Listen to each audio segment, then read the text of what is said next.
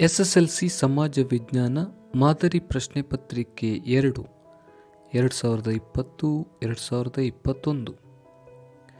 ಮೊದಲನೇ ಮೇನ್ ಕೆಳಗಿನ ಪ್ರಶ್ನೆಗಳಿಗೆ ಅಥವಾ ಅಪೂರ್ಣ ಹೇಳಿಕೆಗಳಿಗೆ 4 ಆಯ್ಕೆಗಳನ್ನು ನೀಡಲಾಗಿದೆ. ಅವುಗಳಲ್ಲಿ ಸೂಕ್ತವಾದ ಉತ್ತರವನ್ನು ಆರಿಸಿ ಕ್ರಮಾಕ್ಷರದೊಂದಿಗೆ ಬರೆಯಿರಿ. ರಾಮಕೃಷ್ಣ ಮಿಷನ್ನ ಸ್ಥಾಪಕರು ಸ್ವಾಮಿ ವಿವೇಕಾನಂದ, ಆನಿ ಬೆಸೆಂಟ್, ಜ್ಯೋತಿಬಾ ಫುಲೆ, ರಾಜಾರಾಮ್ ಮೋಹನ್ ರಾಯ್. ಸರಿಯಾದ ಉತ್ತರ ಎ, ಸ್ವಾಮಿ ವಿವೇಕಾನಂದ. ಭಾರತದ ಉಕ್ಕಿನ ಮನುಷ್ಯ ಜವಾಹರ್ಲಾಲ್ ನೆಹರು, ಮಹಾತ್ಮ ಗಾಂಧೀಜಿ, ಸರ್ದಾರ್ ವಲ್ಲಭಭಾಯ್ ಪಟೇಲ್, ಸುಭಾಷ್ ಚಂದ್ರ ಬೋಸ್. ಸಿ, ಸರ್ದಾರ್ ವಲ್ಲಭಭಾಯ್ ಪಟೇಲ್. ಲೋಕ್ಪಾಲ್ ಸಂಸ್ಥೆಯ ಸ್ಥಾಪನೆಯ ಮುಖ್ಯ ಉದ್ದೇಶ ಪ್ರಾದೇಶಿಕ ಅಸಮತೋಲನವನ್ನು ತೆಗೆದುಹಾಕುವುದು, ಭ್ರಷ್ಟಾಚಾರದ ವಿರುದ್ಧ ಹೋರಾಡುವುದು, ಕೋಮು ವಾದವನ್ನು ನಿರ್ಮೂಲನೆ ಮಾಡುವುದು, ಲಿಂಗ ಸಮಾನತೆಯನ್ನು ತರುವುದು. ಸರಿಯಾದ ಉತ್ತರ ಭ್ರಷ್ಟಾಚಾರದ ವಿರುದ್ಧ ಹೋರಾಡುವುದು.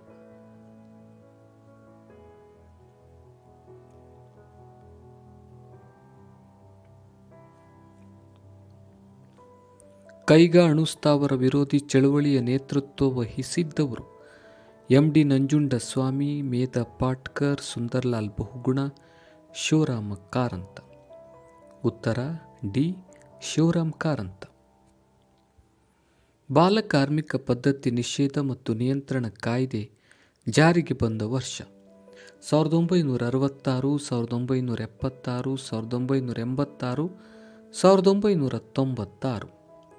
ಉತ್ತರ ಸಿ, 1986. ಭಾರತದಲ್ಲಿ ಅತಿ ಹೆಚ್ಚು ಮಳೆ ಪಡೆಯುವ ಸ್ಥಳ ಚಿರಾಪುಂಜಿ, ಆಗುಂಬೆ, ಗಂಗಾನಗರ, ಮಾಸಿನ್ ರಾಮ್. ಉತ್ತರ ಡಿ, ಮಾಸಿನ್ ರಾಮ್.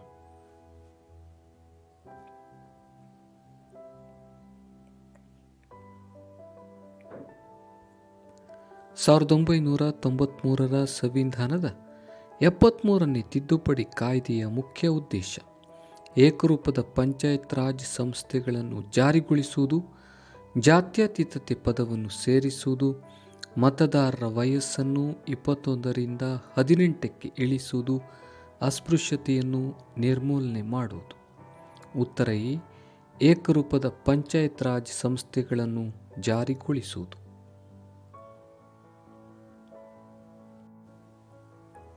ಪ್ರತಿ ವರ್ಷವೂ ವಿಶ್ವ ಗ್ರಾಹಕರ ದಿನವನ್ನು ಆಚರಿಸುವುದು ಆಗಸ್ಟ್ 10, ಮಾರ್ಚ್ 15, ನವೆಂಬರ್ 1, ಜನವರಿ 26. ಸರಿಯಾದ ಉತ್ತರ ಮಾರ್ಚ್ 15.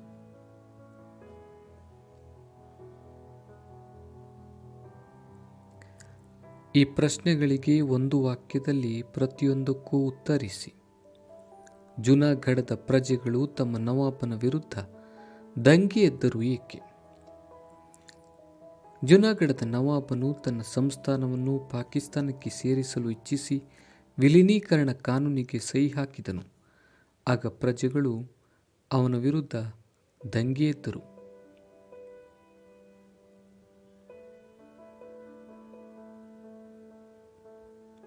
ವೇದಗಳಿಗೆ ಮರಳಿ ಎಂಬುದಾಗಿ ಕರೆ ಕೊಟ್ಟವರು ಯಾರು?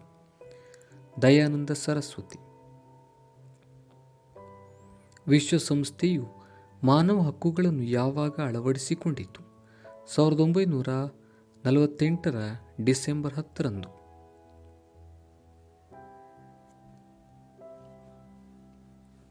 ಹೆಣ್ಣು ಭ್ರೂಣ ಹತ್ಯೆ ಎಂದರೇನು?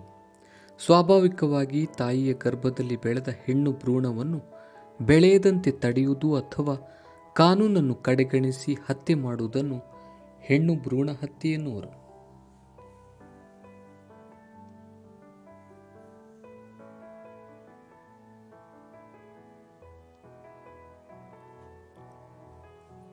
ಕಾಫಿಯ ಹೂಮಳೆ ಎಂದರೇನು? ಪರಿಸರಣ ಮಳೆಯು ಕರ್ನಾಟಕದಲ್ಲಿ ಕಾಫಿ ಬೆಳೆಗೆ ನೆರವಾಗುತ್ತದೆ. ಇದನ್ನು ಕಾಫಿಯ ಹೂಮಳೆ ಎನ್ನುವರು.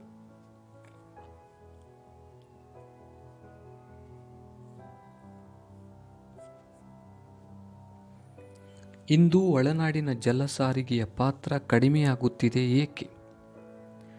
ಇಂದು ರಸ್ತೆ ಮತ್ತು ರೈಲು ಸಾರಿಗೆಗಳ ಪ್ರಗತಿಯಿಂದಾಗಿ ಅದರ ಮಹತ್ವವು ಕಡಿಮೆಯಾಗಿದೆ.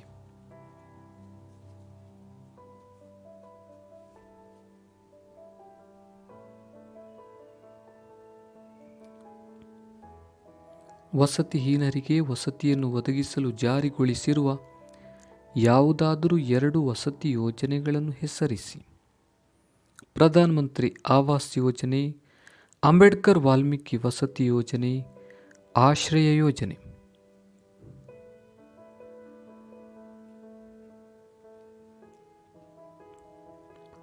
ಸಾವಿರದ 1986 ಗ್ರಾಹಕರ ಸಂರಕ್ಷಣಾ ಕಾಯ್ದೆಯನ್ನು ಏಕೆ ಜಾರಿಗೊಳಿಸಲಾಗಿದೆ?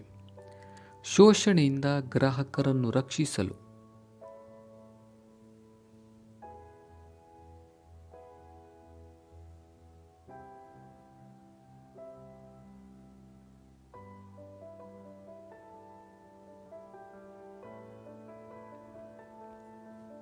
ಮೂರನೇ ಮೇನ್, ಈ ಪ್ರತಿಯೊಂದು ಪ್ರಶ್ನೆಗಳಿಗೂ 2-4 ವಾಕ್ಯಗಳಲ್ಲಿ ಉತ್ತರಿಸಿ.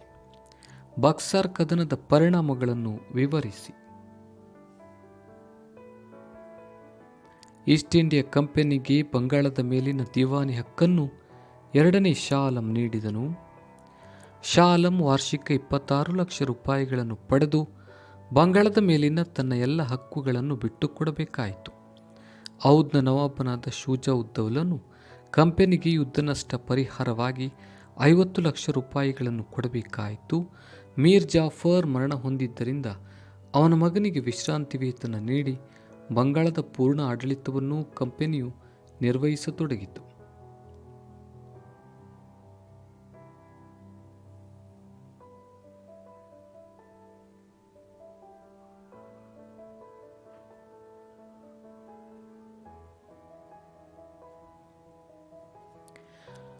ಮೂರನೇ ಆಂಗ್ಲೋ ಮರಾಠ ಯುದ್ಧದ ಫಲಿತಾಂಶಗಳು ಯಾವುವು?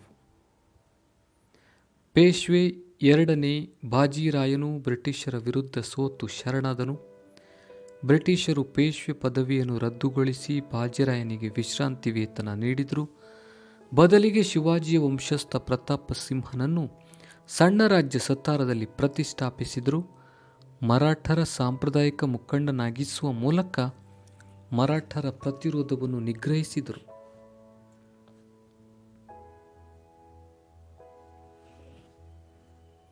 ಕೋಮುವಾದ ದೇಶದ ಐಕ್ಯತೆಗೆ ಮಾರಕ ಹೇಗೆ?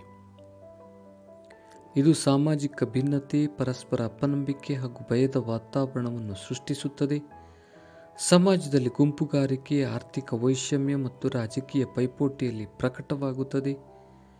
ರಾಷ್ಟ್ರೀಯ ಏಕತೆ ಮತ್ತು ಸಮಗ್ರತೆಯನ್ನು ಭಂಗಪಡಿಸುವ ಅಪಾಯ ತಂದೊಡ್ಡುವ ಶಕ್ತಿಯಾಗಿದೆ. ಸಮಾಜದ ನೆಮ್ಮದಿಯನ್ನು ಕೆಡಿಸುವುದಲ್ಲದೆ ವ್ಯಕ್ತಿಗಳ ಜೀವ ಹಾಗೂ ಸ್ವತ್ತುಗಳ ನಾಶಕ್ಕೂ ಕಾರಣವಾಗುತ್ತದೆ. ಗುಂಪುಗಳ ಮಧ್ಯೆ ಪರಸ್ಪರ ದೋಷಾರೋಪಣೆ, ದೈಹಿಕ ಹಲ್ಲೆ ಮುಂತಾದ ಅನಗತ್ಯ ತೊಂದರೆಗಳಿಗೂ ಕಾರಣವಾಗುತ್ತದೆ.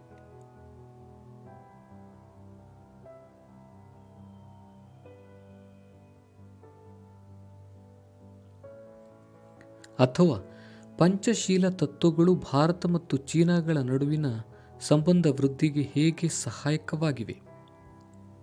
ರಾಷ್ಟ್ರದ ಭದ್ರತೆ, ರಾಷ್ಟ್ರದ ಆರ್ಥಿಕ ಸಂವರ್ಧನೆ, ನಮ್ಮ ದೇಶದ ಸಾಂಸ್ಕೃತಿಕ ಮೌಲ್ಯಗಳನ್ನು ಬೇರೆ ದೇಶದಲ್ಲಿ ಬಿತ್ತರಿಸುವುದು, ಮಿತ್ರ ರಾಷ್ಟ್ರಗಳನ್ನು ಹೆಚ್ಚಿಸಿಕೊಂಡು ವಿರೋಧಿ ರಾಷ್ಟ್ರಗಳನ್ನು ನಿರ್ಬಂಧಿಸುವುದು ಅಥವಾ ಹತ್ತಿಕ್ಕುವುದು, ವಿಶ್ವಶಾಂತಿ ಹಾಗೂ ಸಹಬಾಳ್ವೆಯನ್ನು ಸಾಧಿಸುವುದು.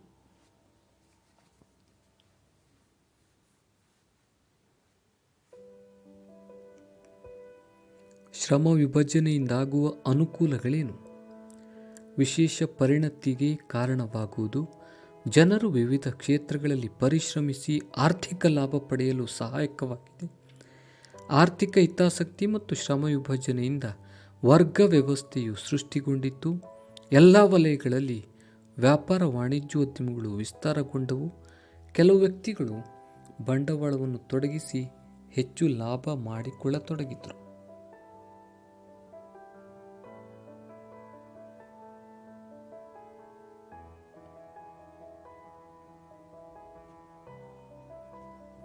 ಅಥವಾ ದೊಂಬಿ ಅಥವಾ ಗಲಭೆಯಿಂದಾಗುವ ದುಷ್ಪರಿಣಾಮಗಳೇನು? ಸಾರ್ವಜನಿಕ ಆಸ್ತಿಪಾಸ್ತಿಗಳನ್ನು ಹಾಳು ಮಾಡುತ್ತಾ ಮುಂದೆ ಹೋಗುತ್ತವೆ, ಗೊಂದಲವನ್ನು ಸೃಷ್ಟಿ ಮಾಡುತ್ತವೆ, ಅಪಪ್ರಚಾರಗಳನ್ನು ನಡೆಸಿ ಗಲಭೆಗಳನ್ನು ಸೃಷ್ಟಿಸುತ್ತವೆ, ಅಪಾರವಾದ ಜೀವಹಾನಿಯನ್ನುಂಟು ಮಾಡುತ್ತವೆ, ಕಾನೂನು ಮತ್ತು ಸುವ್ಯವಸ್ಥೆಗೆ ಗಂಭೀರ ಸವಾಲುಗಳಾಗಿವೆ. ಕೋಮುಗಲಭೆ, ಜಾತಿಗಲಭೆ, ಜನಾಂಗೀಯ ಕಲಹ, ರಾಜಕೀಯ ಗುಂಪುಗಳ ನಡುವಿನ ಘರ್ಷಣೆ ಇತ್ಯಾದಿ. ಜಾತಿ, ಭೂಮಿ ಮತ್ತು ರಾಜಕೀಯ ಕಾರಣಗಳು ಸೇರಿದಂತೆ ಹಲವು ಪ್ರಚೋದಕ ಸನ್ನಿವೇಶಗಳು, ಸಮಾಜ ಘಾತುಕ ಚಟುವಟಿಕೆಗಳು ಹೆಚ್ಚುತ್ತವೆ.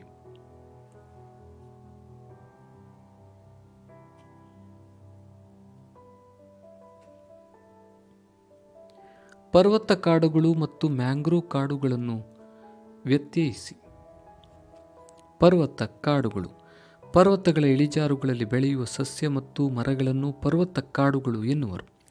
ಮ್ಯಾಂಗ್ರೋವ್ ಕಾಡುಗಳು ಇಂಥ ಕಾಡುಗಳು ಅಧಿಕ ಮಳೆ ಬೀಳುವ ಜೌಗು ಪ್ರದೇಶ, ನದೀಮುಖ ಭೂಮಿ ಮತ್ತು ಉಬ್ಬರವಿಳಿತಗಳುಳ್ಳ ಸಮುದ್ರ ತೀರಗಳಲ್ಲಿ ಕಂಡುಬರುತ್ತವೆ.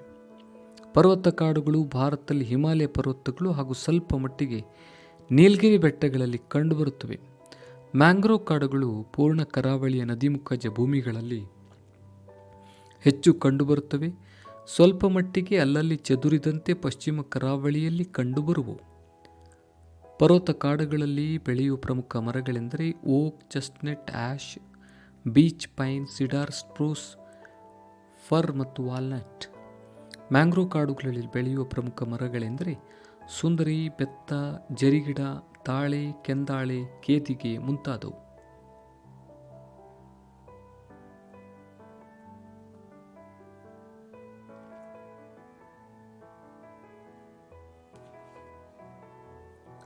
ಅಧಿಕಾರ ವಿಕೇಂದ್ರೀಕರಣವು ಪ್ರಜಾಪ್ರಭುತ್ವ ವ್ಯವಸ್ಥೆಯಲ್ಲಿ ಅತ್ಯಗತ್ಯವಾಗಿದೆ. ಏಕೆ? ಪ್ರತಿಯೊಂದು ಗ್ರಾಮದ ಆಡಳಿತಾಧಿಕಾರ ಹಾಗೂ ಅದರ ಅಭಿವೃದ್ಧಿಯ ಜವಾಬ್ದಾರಿಯನ್ನು ಗ್ರಾಮಸ್ಥರಿಗೆ ವಹಿಸಿಕೊಡುವುದನ್ನು ವಿಕೇಂದ್ರೀಕರಣ ಎನ್ನುತ್ತೇವೆ. ಇದು ಅಧಿಕಾರ ಹಂಚಿಕೆಯ ಒಂದು ಪ್ರಕ್ರಿಯೆಯಾಗಿದ್ದು, ನಿರ್ಧಾರ ಕೈಗೊಳ್ಳುವಲ್ಲಿ ಜನರ ಪಾಲುದಾರಿಕೆಯು ಹೆಚ್ಚಳವಾಗುತ್ತದೆ. ತಳಮಟ್ಟದಿಂದ ಯೋಜನೆ ನಿರೂಪಿಸುವಿಕೆ ಮತ್ತು ಅಭಿವೃದ್ಧಿ ಸಾಧನೆಯ ಪ್ರಕ್ರಿಯೆಯೂ ಇದಾಗಿದೆ. ಇದನ್ನೇ ಗಾಂಧೀಜಿಯವರು ಗ್ರಾಮ ಸ್ವರಾಜ್ಯ ಎಂದು ಕರೆದರು. ವಿಕೇಂದ್ರೀಕರಣವು ಎಲ್ಲ ರೀತಿಯ ಶೋಷಣೆಗಳನ್ನು ತಡೆಯುತ್ತದೆ, ಮಾನವನ ಸ್ವಾತಂತ್ರ್ಯ ಮತ್ತು ಘನತೆಯನ್ನು ಸಂರಕ್ಷಿಸುತ್ತದೆ, ಅಲ್ಲದೆ ಸಹಾನುಭೂತಿ ಮತ್ತು ಸಹಕಾರದಂತಹ ಮಾನವೀಯ ಮೌಲ್ಯಗಳನ್ನು ವೃದ್ಧಿಸುತ್ತದೆ.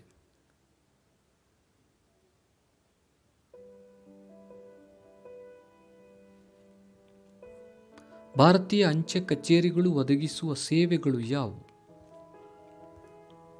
ರಾಷ್ಟ್ರೀಯ ಉಳಿತಾಯ ಪತ್ರಗಳು, ಅಂಚೆ ಉಳಿತಾಯ ಖಾತೆಗಳು, ಕಿಸಾನ್ ವಿಕಾಸ ಪತ್ರಗಳು, ಮಾಹೆಯಾನ ತೀರು ಠೇವಣಿಗಳು, ಅಂಚೆ ವಿಮೆ, ನಿವೃತ್ತಿ ವೇತನ ಮತ್ತು ಹಣವನ್ನು ವರ್ಗಾಯಿಸುವುದು.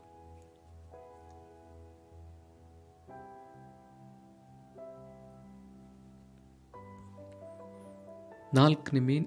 ಈ ಪ್ರಶ್ನೆಗಳಿಗೆ ಪ್ರತಿಯೊಂದಕ್ಕೂ 3 ರಿಂದ 6 ವಾಕ್ಯಗಳಲ್ಲಿ ಉತ್ತರಿಸಿ. ಬ್ರಿಟಿಷರ ಶಿಕ್ಷಣದಿಂದ ಭಾರತದ ಮೇಲಾದ ಪರಿಣಾಮಗಳನ್ನು ವಿವರಿಸಿ. ಆಧುನಿಕತೆ, ಜಾತ್ಯತೀತತೆ, ಪ್ರಜಾಪ್ರಭುತ್ವ, ವೈಜ್ಞಾನಿಕ ಆಲೋಚನಾ ಕ್ರಮ, ಸ್ಥಳೀಯ ಭಾಷೆಗಳು ಮತ್ತು ಸಾಹಿತ್ಯ ರಚನೆಗಳಿಗೆ ಪ್ರೋತ್ಸಾಹ, ವಿದ್ಯಾವಂತ ವರ್ಗದ ಆಲೋಚನಾ ಕ್ರಮದಲ್ಲೂ ಏಕತೆಯ ಸ್ವರೂಪವನ್ನು ಕಾಣ್ತೀವಿ. ವೃತ್ತಪತ್ರಿಕೆಗಳು ಹುಟ್ಟಿ ಬೆಳೆಯತೊಡಗಿದವು. ಭಾರತೀಯರಲ್ಲಿ ಬ್ರಿಟಿಷ್ ಆಡಳಿತದ ಬಗ್ಗೆ ವಿಮರ್ಶಾತ್ಮಕ ಅಭಿಪ್ರಾಯ ಬೆಳೆಯಲು ಸಾಧ್ಯವಾಯಿತು. ಹೊಸ ಸಾಮಾಜಿಕ ಮತ್ತು ಧಾರ್ಮಿಕ ಸುಧಾರಣಾ ಚಳುವಳಿಗಳು ಹುಟ್ಟಿಕೊಂಡವು. ಜೆ.ಎಸ್. ಮಿಲ್, ರೂಸೋ, ಮಾಂಟೆಸ್ಕ್ಯೂ ಮುಂತಾದವರ ಚಿಂತನೆಗಳು ಆಲೋಚನಾ ಕ್ರಮದಲ್ಲಿ ನಾವೀನ್ಯತೆಯನ್ನು ತಂದವು. ಜಗತ್ತಿನಾದ್ಯಂತ ನಡೆಯುತ್ತಿದ್ದ ಸ್ವಾತಂತ್ರ್ಯ ಚಳುವಳಿಗಳ ಪ್ರಭಾವ ಭಾರತೀಯರ ಮೇಲೂ ಆಯಿತು.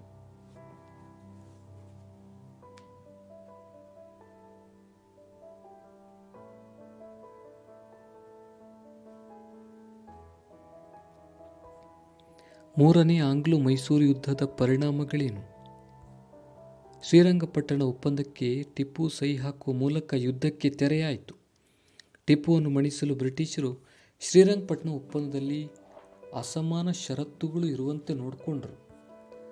ಟಿಪ್ಪು ತನ್ನ ಅರ್ಧ ರಾಜ್ಯವನ್ನು ಬಿಟ್ಟುಕೊಡುವುದು, 3 ಕೋಟಿ ರೂಪಾಯಿಗಳನ್ನು ಯುದ್ಧ ನಷ್ಟ ಭರ್ತಿಯಾಗಿ ಕೊಡುವುದು, ಯುದ್ಧ ನಷ್ಟ ಭರ್ತಿಗೆ ಗ್ಯಾರಂಟಿಯಾಗಿ ತನ್ನ 2 ಮಕ್ಕಳನ್ನು ತನ್ನ 2 ಗಂಡು ಮಕ್ಕಳನ್ನು ಒತ್ತೆಯಾಗಿ ನೀಡುವುದು, ಯುದ್ಧದ ಸಂದರ್ಭದಲ್ಲಿ ಸೆರೆ ಹಿಡಿಯಲಾಗಿದ್ದ ಸೈನಿಕರನ್ನು ಬಿಡುಗಡೆಗೊಳಿಸುವುದು. ಇದರನ್ವಯ ಶ್ರೀರಂಗಪಟ್ಟಣದಿಂದ ಬ್ರಿಟಿಷರ ಸೈನ್ಯದಲ್ಲಿನ ಸಂಘಟಿತ ಸೈನ್ಯ ಹಿಂತೆಗೆಯಿತು.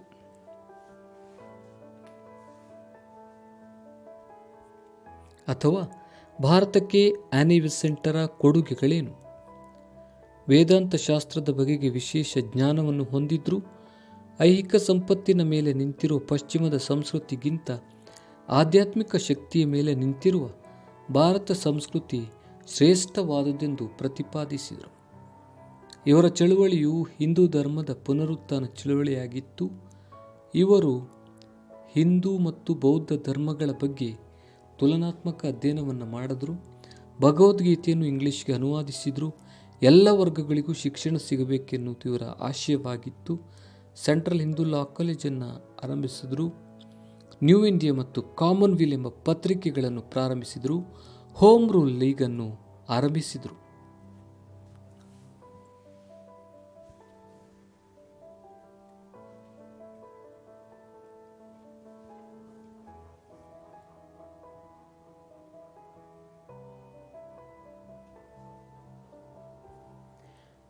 ಸಾವಿರದ 1857 ಕ್ರಾಂತಿಗೆ ಕಾರಣವಾದ ಆರ್ಥಿಕ ಅಂಶಗಳನ್ನು ಪಟ್ಟಿ ಮಾಡಿ. ಭಾರತದ ಕರಕುಶಲತೆ ಮತ್ತು ದೇಶೀಯ ಕೈಗಾರಿಕೆಗಳು ಕ್ಷೀಣಿಸಿದವು. ಭಾರತದಲ್ಲಿದ್ದ ಕರಕುಶಲಗಾರರು ನಿರುದ್ಯೋಗಿಗಳಾದರು.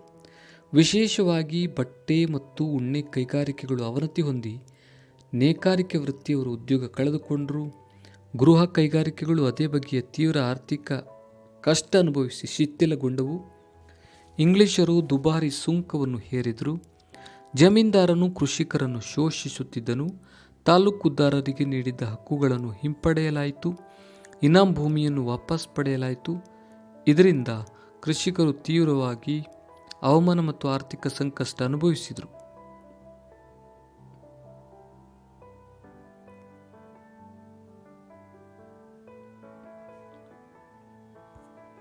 ಭಾರತ ಮತ್ತು ರಷ್ಯಾಗಳ ನಡುವಿನ ಸಂಬಂಧವನ್ನು ವಿವರಿಸಿ. ಭಾರತ ಸೋವಿಯತ್ ಒಪ್ಪಂದವು ರಾಜಕೀಯ, ಆರ್ಥಿಕ ಹಾಗೂ ಇತರ ಕ್ಷೇತ್ರಗಳಲ್ಲಿ ಉತ್ತಮ ಪ್ರಗತಿಯನ್ನು ಕಂಡಿತು. ಚೈನಾ ದಾಳಿಯನ್ನು ಸೋವಿಯತ್ ರಷ್ಯಾ ಖಂಡಿಸಿತ್ತು. ಗೋವಾ ವಿಮೋಚನೆ ಸಂದರ್ಭದಲ್ಲಿ ಸೋವಿಯತ್ ರಷ್ಯಾ ಭಾರತಕ್ಕೆ ವಿಶ್ವಸಂಸ್ಥೆಯಲ್ಲಿ ಸಹಕಾರ ನೀಡಿತ್ತು. ತಾಷ್ಕೆಂಟ್ನಲ್ಲಿ ಭಾರತ ಪಾಕಿಸ್ತಾನಗಳ ಮಧ್ಯೆ ಒಪ್ಪಂದಕ್ಕೆ ರಷ್ಯಾ ಸಹಕರಿಸಿತು. 20 ವರ್ಷಗಳ ಶಾಂತಿ, ಮೈತ್ರಿ ಮತ್ತು ಸಹಕಾರ ಒಪ್ಪಂದಕ್ಕೆ ಸಹಿ ಹಾಕಿದವು. ಭಾರತದ ಭಿಲಾಯ್ ಮತ್ತು ಬೊಕಾರೋ ಉಕ್ಕಿನ ಕಾರ್ಖಾನೆಗಳಿಗೆ ಸೋವಿಯತ್ ರಷ್ಯಾ ಸಹಕರಿಸಿತ್ತು. ಕೈಗಾರಿಕಾ ಹಾಗೂ ವಾಣಿಜ್ಯ ಕ್ಷೇತ್ರಗಳ ಬೆಳವಣಿಗೆಗೆ ರಷ್ಯಾದಿಂದ ಹೆಚ್ಚಿನ ನೆರವು ಪಡೆದಿದ್ದೇವೆ. ವಿಶ್ವಸಂಸ್ಥೆಯ ಭದ್ರತಾ ಸಮಿತಿಯಲ್ಲಿ ಭಾರತಕ್ಕೆ ಕಾಯಂ ಸದಸ್ಯತ್ವ ದೊರೆಯಬೇಕೆಂದು ರಷ್ಯಾ ಪ್ರತಿಪಾದಿಸುತ್ತಿದೆ.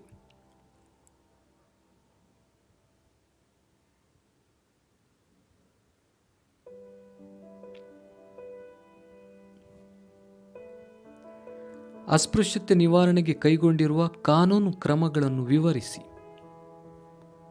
ಸಂವಿಧಾನದ 17ನೇ ವಿಧಿಯು ಅಸ್ಪೃಶ್ಯತಾ ಆಚರಣೆಯನ್ನು ನಿಷೇಧಿಸಿದೆ. ಭಾರತ ಸರ್ಕಾರ ಅಸ್ಪೃಶ್ಯತಾ ಅಪರಾಧಗಳ ಕಾಯ್ದೆಯನ್ನು 1955ರಲ್ಲಿ ಜಾರಿಗೊಳಿಸಿದೆ. ನಾಗರಿಕ ಹಕ್ಕುಗಳ ಸಂರಕ್ಷಣಾ ಕಾಯ್ದೆ ಎಂದು 1976ರಲ್ಲಿ ಮಾರ್ಪಾಡುಗೊಳಿಸಲಾಯಿತು. ಈ ಕಾಯ್ದೆಯ ಪ್ರಕಾರ ಅಸ್ಪೃಶ್ಯತೆಯ ಆಚರಣೆಯು ಶಿಕ್ಷಾರ್ಹ ಅಪರಾಧವಾಗಿರುತ್ತದೆ.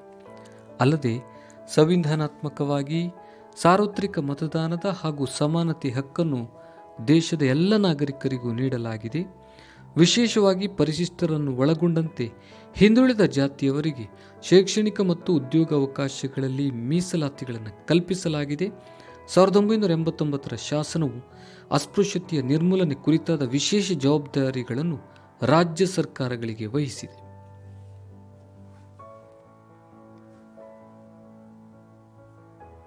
ದೇಶದ ಅಭಿವೃದ್ಧಿಯಲ್ಲಿ ಸಂಪರ್ಕದ ಪ್ರಾಮುಖ್ಯತೆಯನ್ನು ವಿವರಿಸಿ. ಸರ್ಕಾರದ ನೀತಿ, ನಿಯಮ ಮತ್ತು ಅಭಿವೃದ್ಧಿ ಕಾರ್ಯಕ್ರಮಗಳ ಬಗ್ಗೆ ಸಾರ್ವಜನಿಕರಲ್ಲಿ ಅರಿವು. ಇದು ನೈಸರ್ಗಿಕ ವಿಪತ್ತು ಮತ್ತು ವಿನಾಶಗಳು, ಹವಾಗುಣ ಮುನ್ಸೂಚನೆಗಳನ್ನು ನಾವು ತಿಳಿಯಲು ಸಹಾಯಕವಾಗುವುದು. ವ್ಯಾಪಾರ, ವಾಣಿಜ್ಯ, ಕೈಗಾರಿಕೆ, ಕೃಷಿ ಇತ್ಯಾದಿಗಳ ಅಭಿವೃದ್ಧಿಗೂ ನೆರವಾಗುವುದು. ಮನರಂಜನೆ ಪ್ರಪಂಚದ ದಿನನಿತ್ಯದ ಮಾಹಿತಿಗಳನ್ನು ಪೂರೈಸುತ್ತದೆ. ಅಲ್ಲದೆ ದೇಶದ ಏಕತೆ ಮತ್ತು ಸಮಗ್ರತೆ ನಿರ್ವಹಣೆಗೂ ನೆರವಾಗುತ್ತದೆ.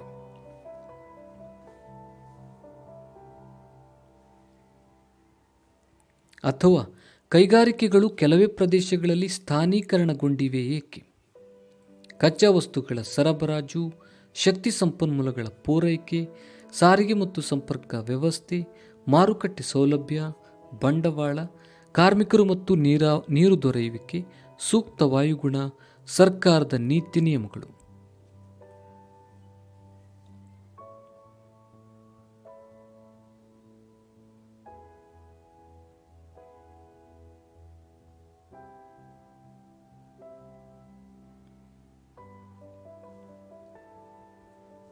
ಭೂಕಂಪಗಳಿಂದಾಗುವ ಪರಿಣಾಮಗಳನ್ನು ಹೇಗೆ ಮಿತಗೊಳಿಸಬಹುದು?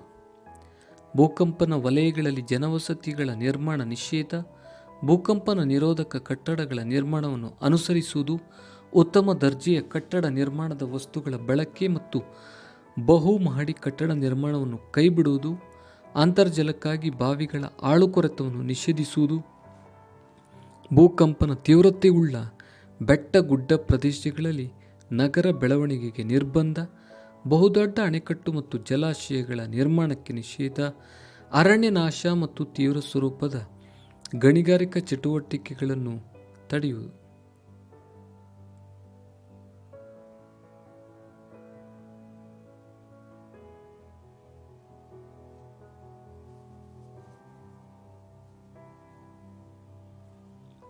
ಸ್ವಸಹಾಯ ಸಂಘಗಳ ಕಾರ್ಯಗಳನ್ನು ತಿಳಿಸಿ. ಗ್ರಾಮೀಣ ಬಡ ಮಹಿಳೆಯರನ್ನು ಸಂಘಟಿಸುವಲ್ಲಿ ಮತ್ತು ಆರ್ಥಿಕ ಸ್ವಾವಲಂಬಿಗಳನ್ನಾಗಿ ಮಾಡುವಲ್ಲಿ ಮಹತ್ವದ ಪಾತ್ರ ನಿರ್ವಹಿಸುತ್ತದೆ. ಮಹಿಳೆಯರು ಇವುಗಳ ಮೂಲಕ ಸುಲಭವಾಗಿ ಸಾಲ ಪಡೆದು ಉತ್ಪಾದಕ ಚಟುವಟಿಕೆಗಳಲ್ಲಿ ಸಕ್ರಿಯವಾಗಿ ದುಡಿತಾ ಇದ್ದಾರೆ. ಉಳಿತಾಯ ಸಂಗ್ರಹದಲ್ಲಿ ಮತ್ತು ಸಾಲ ವಸೂಲಾತಿಯಲ್ಲಿ ಉತ್ತಮ ಸಾಧನೆ ಮಾಡುತ್ತಿದೆ.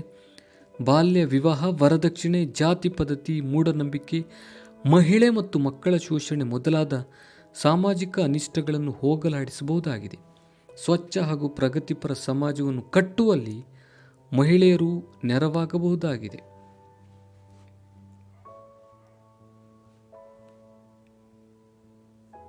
ಅಥವಾ ಪಂಚಾಯತ್ ರಾಜ್ ವ್ಯವಸ್ಥೆಯ ಪ್ರಮುಖ ಲಕ್ಷಣಗಳನ್ನು ತಿಳಿಸಿ. ಗ್ರಾಮ ಪಂಚಾಯಿತಿ, ತಾಲೂಕು ಪಂಚಾಯಿತಿ ಮತ್ತು ಜಿಲ್ಲಾ ಪಂಚಾಯಿತಿಗಳುಳ್ಳ 3 ಹಂತದ ವ್ಯವಸ್ಥೆ ಇದು. ಗ್ರಾಮ ಸಭೆಯು ಇದರ ತಳಹದಿಯಾಗಿದೆ. ನೇರ ಹಾಗೂ ನಿಯಮಿತ ಚುನಾವಣೆಗಳು, ಪರಿಶಿಷ್ಟ ಜಾತಿ, ಪರಿಶಿಷ್ಟ ಪಂಗಡ, ಹಿಂದುಳಿದ ವರ್ಗ ಮತ್ತು ಮಹಿಳೆಯರಿಗಾಗಿ ಸ್ಥಾನ ಮೀಸಲಾತಿ, ಹಣಕಾಸು ಆಡಳಿತಾತ್ಮಕ ಮುಂಗಡಪತ್ರ ಮಂಡಿಸುವ ಮತ್ತು ಲೆಕ್ಕ ಪರಿಶೋಧಿಸುವ ಜವಾಬ್ದಾರಿ ನೀಡಿಕೆ, ಕಾರ್ಯನಿರ್ವಾಹಕ ಮತ್ತು ಇತರ ಸಿಬ್ಬಂದಿ ನೀಡಿಕೆ, ಪಂಚಾಯತಿಯನ್ನು ವಿಸರ್ಜಿಸುವಾಗ ಅನುಸರಿಸಬೇಕಾದ ಕಟ್ಟುನಿಟ್ಟಿನ ಕ್ರಮಗಳು ಮತ್ತು ವಿಸರ್ಜನೆಗೊಂಡ 6 ತಿಂಗಳ ಒಳಗೆ ಕಡ್ಡಾಯ ಚುನಾವಣೆ ನಡೆಸುವುದು.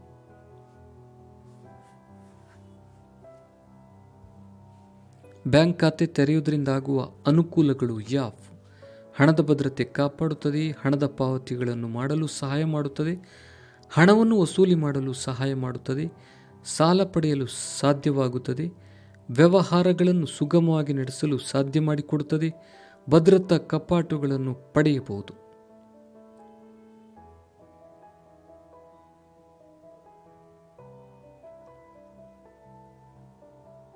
ಅಥವಾ ಬಳಕೆದಾರರ ಶೋಷಣೆಗೆ ಕಾರಣಗಳು ಯಾವುವು? ಒಂದು ಹಂತದಲ್ಲಿ ಉತ್ಪಾದಕರು ಸೇವೆ ಮತ್ತು ಸರಕುಗಳನ್ನು ಗ್ರಾಹಕರಿಗೆ ನೇರವಾಗಿ ತಲುಪಿಸುತ್ತಿದ್ದರು. ಉದಾಹರಣೆಗೆ ಹಾಲು, ಹಣ್ಣು, ತರಕಾರಿ ಮುಂತಾದವು. ಇಲ್ಲಿ ಮಧ್ಯವರ್ತಿಗಳ ಹಾವಳಿ ಇರಲಿಲ್ಲ. ಬೇಸಾಯದ ಉದ್ಯಮ ಹಲವು ರೀತಿಗಳಲ್ಲಿ ಬೆಳೆದಂತೆ ಮಾರಾಟ ವಿಧಾನವೂ ಬದಲಾಯಿತು. ಗ್ರಾಹಕ ಮತ್ತು ಪೂರೈಕೆದಾರರ ನಡುವಿನ ಅಂತರ ಹೆಚ್ಚಾಗಿ ಇವರಿಬ್ಬರ ನಡುವೆ ನೇರ ವ್ಯವಹಾರ ಇಲ್ಲವಾಯಿತು. ಉತ್ಪಾದಕರು ಹಾಗೂ ಗ್ರಾಹಕರು ಕೂಡಿ ನಿರ್ಧರಿಸಬೇಕಾದ ಬೆಲೆಯನ್ನು ಮಧ್ಯವರ್ತಿಗಳೇ ನಿರ್ಧರಿಸತೊಡಗಿದರು. ಇದರಿಂದ ಗ್ರಾಹಕರಿಗೆ ಕಷ್ಟ, ನಷ್ಟ ಮತ್ತು ಸಮಸ್ಯೆಗಳಾದವು.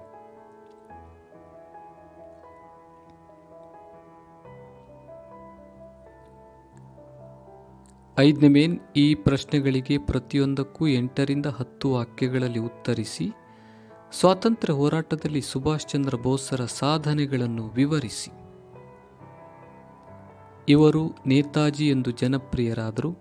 ವಿದೇಶದಲ್ಲಿ ನೆಲೆಗೊಂಡ ಭಾರತೀಯರನ್ನು ಸಂಘಟಿಸಿ ಬ್ರಿಟಿಷರ ವಿರುದ್ಧ ಹೋರಾಡುವ ಪ್ರಯತ್ನದಲ್ಲಿದ್ದರು. ವಿಯೆನ್ನಾ, ಬರ್ಲಿನ್, ರೋಮ್, ಇಸ್ತಾಂಬುಲ್ ಮುಂತಾದ ಕಡೆಗಳಲ್ಲಿ ಪ್ರವಾಸ ಬೆಳೆಸಿ ತಾಯ್ನಾಡಿಗೆ ತಮ್ಮ ಬೆಂಬಲವನ್ನು ನೀಡಲು ಪ್ರೇರೇಪಿಸಿದರು. ಭಾರತೀಯ ರಾಷ್ಟ್ರೀಯ ಕಾಂಗ್ರೆಸ್ನ ಹರಿಪುರ ಅಧಿವೇಶನದಲ್ಲಿ ಗಾಂಧೀಜಿ ಬೆಂಬಲದೊಂದಿಗೆ ಬೋಸ್ರು ಅಧ್ಯಕ್ಷರಾದರು. ಫಾರ್ವರ್ಡ್ ಬ್ಲಾಕ್ ಎಂಬ ಹೊಸ ಪಕ್ಷವನ್ನು ಕಟ್ಟಿದರು. ಬ್ರಿಟಿಷ್ ವಿರೋಧಿ ಶಕ್ತಿಗಳೊಡನೆ ಒಳಗೂಡಿ ಬ್ರಿಟಿಷರ ವಿರುದ್ಧ ಹೋರಾಡಲು ಬಯಸಿ ಅವರು ಗೃಹಬಂಧನದಿಂದ ತಪ್ಪಿಸಿಕೊಂಡು ಜರ್ಮನಿಗೆ ತೆರಳಿದರು. ಜರ್ಮನಿಯಲ್ಲಿ ಭಾರತೀಯ ಯುದ್ಧ ಖೈದಿಗಳನ್ನು ಸಂಘಟಿಸಿದರು. ಆಜಾದ್ ಹಿಂದ್ ರೇಡಿಯೋ ಮೂಲಕ ತಮ್ಮ ಭಾಷಣಗಳನ್ನು ಭಾರತೀಯರಿಗೆ ಪ್ರಸರಣ ಮಾಡಿದರು. ಐಎನ್ಎಯ ಮುಖಂಡತ್ವವನ್ನು ಸುಭಾಷ್ ಚಂದ್ರ ಬೋಸ್ ವಹಿಸಿದರು. ನನಗೆ ರಕ್ತ ಕೊಡಿ, ನಾನು ನಿಮಗೆ ಸ್ವಾತಂತ್ರ್ಯ ನೀಡಲು ಪ್ರಮಾಣಿಸುತ್ತೇನೆ ಎಂಬ ಕರೆಯನ್ನಿತ್ತರು.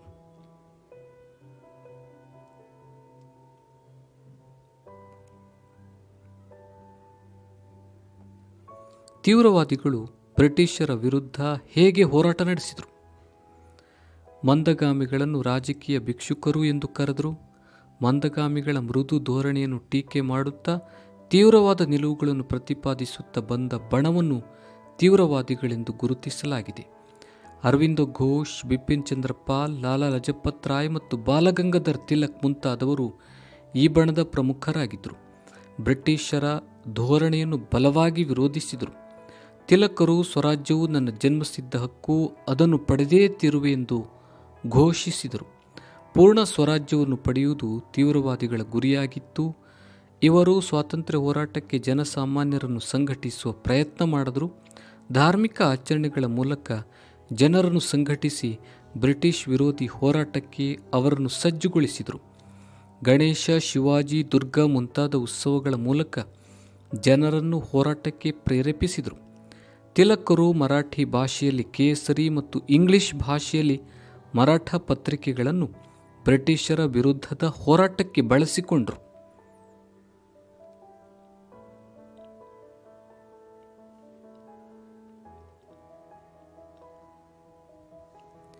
ಅಸಹಕಾರ ಚಳುವಳಿಯನ್ನು ಹೇಗೆ ಸಂಘಟಿಸಲಾಗಿತ್ತು? ದೇಶಬಂಧು ಚಿತ್ತರಂಜನ್ ದಾಸ್, ಮೋತಿಲಾಲ್ ನೆಹರು, ರಾಜೇಂದ್ರ ಪ್ರಸಾದ್ ಮೊದಲಾದ ಹಿರಿಯ ವಕೀಲರು ತಮ್ಮ ವಕೀಲ ವೃತ್ತಿಯನ್ನು ಬಿಟ್ಟರು. ವಿದ್ಯಾರ್ಥಿಗಳು ಶಾಲಾ ಕಾಲೇಜುಗಳನ್ನು ತೊರೆದರು. ಅಭ್ಯರ್ಥಿಗಳನ್ನು ಚುನಾವಣೆಗೆ ನಿಲ್ಲಿಸದೆ ಕಾಂಗ್ರೆಸ್ 1919 ಕಾಯ್ದೆಯ ಅಡಿಯಲ್ಲಿ ಪ್ರಾಂತ್ಯಗಳಿಗೆ ನಡೆದ ಚುನಾವಣೆಯನ್ನು ಬಹಿಷ್ಕರಿಸಿತು. ಕಾಶಿ ವಿದ್ಯಾಪೀಠ, ಗುಜರಾತ್ ವಿದ್ಯಾಪೀಠ, ಬಿಹಾರ ವಿದ್ಯಾಪೀಠ ಮತ್ತು ಜಾಮಿಯಾ ಮಿಲಿಯಾ ಇಸ್ಲಾಮಿಯಾ ರಾಷ್ಟ್ರೀಯ ವಿದ್ಯಾಲಯಗಳನ್ನು ಸ್ಥಾಪಿಸಲಾಯಿತು. ರವೀಂದ್ರನಾಥ್ ಟಾಗೋರರು ತಮ್ಮ ನೈಟ್ಹುಡ್ ಪದವಿಯನ್ನು ಬ್ರಿಟಿಷ್ ಸರ್ಕಾರಕ್ಕೆ ಹಿಂದಿರುಗಿಸಿದರು. ಮಹಿಳೆಯರು ಸೇರಿದಂತೆ ಜನಸಾಮಾನ್ಯರು ಕಾಂಗ್ರೆಸ್ ಹೋರಾಟಕ್ಕೆ ದೇಣಿಗೆ ನೀಡಿದರು. ವಿದೇಶಿ ವಸ್ತುಗಳನ್ನು ಮಾರಾಟ ಮಾಡುವ ಅಂಗಡಿಗಳ ಮುಂದೆ ಮುಷ್ಕರ ನಡೆಸಲಾಯಿತು ಮತ್ತು ವಿದೇಶಿ ಬಟ್ಟೆಗಳನ್ನು ಸುಡಲಾಯಿತು. 1921ರಲ್ಲಿ ಪ್ರಿನ್ಸ್ ಆಫ್ ವೇಲ್ಸ್ ರಾಜಕುಮಾರ ಬರುವ ಕಾರ್ಯಕ್ರಮವನ್ನು ವಿರೋಧಿಸಲಾಯಿತು.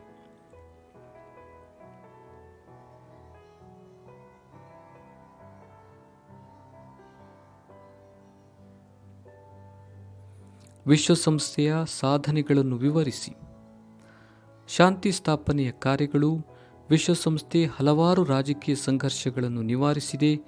ಆದರೆ ಭದ್ರತಾ ಸಮಿತಿಯ ಕಾಯಂ ಸದಸ್ಯರ ಒಮ್ಮತದ ಕೊರತೆ ಹಾಗೂ ಜಾಗತಿಕ ವಿದ್ಯಮಾನಗಳ ಸಂಕೀರ್ಣತೆಯಿಂದಾಗಿ ವಿಶ್ವಸಂಸ್ಥೆಯ ಸಾಧನೆಯು ಮಿಶ್ರ ರೂಪದಿಂದ ಕೂಡಿದೆ ಎನ್ನಬಹುದು. ಇದರ 49 ಕಾರ್ಯಾಚರಣೆ ಬಹುತೇಕ ಯುದ್ಧ ಸ್ತಂಭನ ರೇಖೆಯ ವೀಕ್ಷಕರ ಅಥವಾ ಶಾಂತಿ ಪಡೆಗಳ ಮೂಲಕ ನಡೆಯುವಂಥದ್ದು. ಭಾರತ ವಿಶ್ವ ಶಾಂತಿಯ ಹಾಗೂ ಮಾನವ ಹಕ್ಕುಗಳ ರಕ್ಷಣೆಯ ಬಗೆಗಿನ ವಿಶ್ವಸಂಸ್ಥೆಯ ಕಾರ್ಯಚಟುವಟಿಕೆಗಳಲ್ಲಿ ಪೂರ್ತಿ ಸಹಕರಿಸುತ್ತದೆ.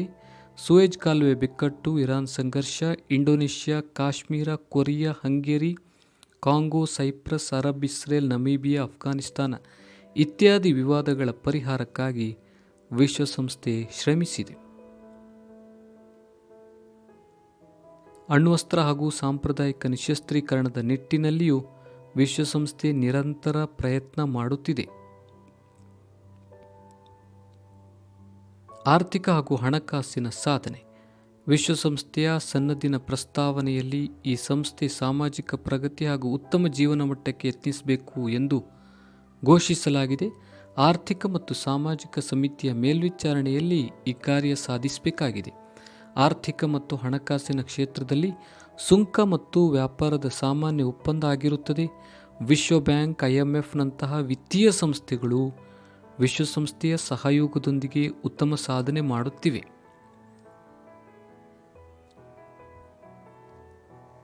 ಸಾಮಾಜಿಕ ಸಾಧನೆಗಳು.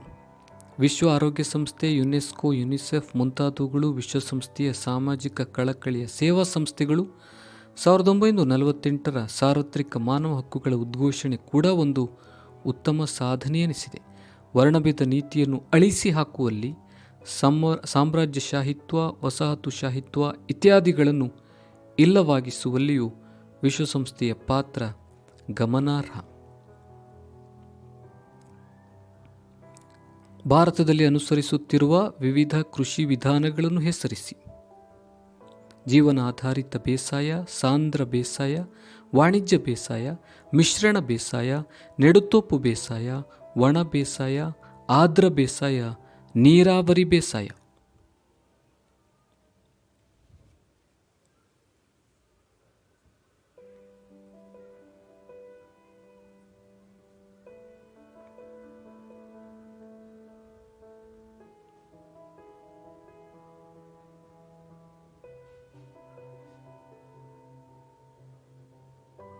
ಭಾರತದ ನಕ್ಷೆ ಬರೆದು ಇವುಗಳನ್ನು ಗುರುತಿಸಿ. ಮಲಬಾರ್ ತೀರ, ನರ್ಮದಾ ನದಿ, ತುಂಗಭದ್ರಾ ಯೋಜನೆ, ದೆಹಲಿ.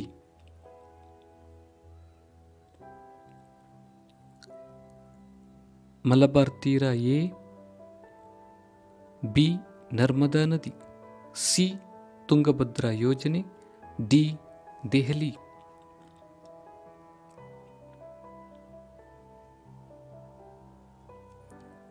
ದೃಷ್ಟಿ ವಿಕಲಚೇತನ ವಿದ್ಯಾರ್ಥಿಗಳಿಗೆ ಪರ್ಯಾಯ ಪ್ರಶ್ನೆ. ಪ್ರಶ್ನೆ ಸಂಖ್ಯೆ 38ರ ಬದಲಾಗಿ ವಿವಿಧೋದ್ದೇಶ ನದಿ ಕಣಿವೆ ಯೋಜನೆಗಳ ಉದ್ದೇಶಗಳನ್ನು ಪಟ್ಟಿ ಮಾಡಿ. ನೀರಾವರಿ ಪೂರೈಕೆ, ಪ್ರವಾಹಗಳ ನಿಯಂತ್ರಣ, ಜಲವಿದ್ಯುತ್ ತಯಾರಿಕೆ, ಮಣ್ಣಿನ ಸವೆತ ನಿಯಂತ್ರಣ, ಒಳನಾಡಿನ ನೌಕಾಯಾನ, ಒಳನಾಡಿನ ಮೀನುಗಾರಿಕೆ, ಮನರಂಜನೆಯ ಸೌಲಭ್ಯ, ಗೃಹ ಬಳಕೆ ಮತ್ತು ಕೈಗಾರಿಕೆಗಳಿಗೆ ನೀರು ಪೂರೈಕೆ, ನಿರುಪಯುಕ್ತ ಭೂಮಿಯನ್ನು ಕೃಷಿಗಾಗಿ ಪರಿವರ್ತನೆ, ಅರಣ್ಯ ಪೋಷಣೆ ಇತ್ಯಾದಿ.